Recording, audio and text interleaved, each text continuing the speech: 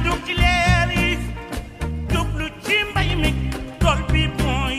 Sénégal ku nekk bul loo wës tabee bul fàtte sa réew. Khalid maa ngi lay dalal jàmm ci sa émission li ci biir tool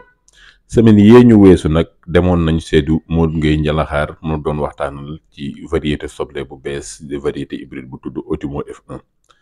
gannaaw bi ñu fi fekkee waxtaan bi nga xam ni mi ngi doon wax nan la liggéeyee soble boobu tey nag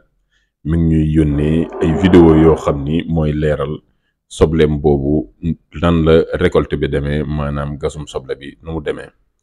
kon ñu fàttali ni soble bi mi ngi defoon pépinière bi def repiquage le 26 janvier arrêté ndox mi ci 15 avril 2024 gasum soble bi maanaam récolte bi nag tàmbali na def ko ci le 6 mai 2024 kon soble bi mi ngi ko liggéey ci surface bu toll ci ñaari vannes yu mag maanaam 5000 mètres carrés ñeneen ñi mën nañ ko xayma ci 50 mètres muy genn wàllu hectare. rendement bi nag am na ci 643 sacs 643 sacs mooy juróom benn téeméer ak ñeent fukk ak ñetti sacs soble. kon moom lu mu gàtt-gàtt su fekkee saagu 25 kilos bi la moom dina ci am lu toll ci 16 tonnes su fekkee saag yi nag xam ngeen saagu soble moom day rawante moo xam ci calibre bi la moo xam ci saag bi nuñ koy solee la mën na romb donc 16 tonnes yooyu ci demi hectare bi. donc soble la boo xam ni potentiel bi am na fekk nañ ko fi rendement bi mën na fi ne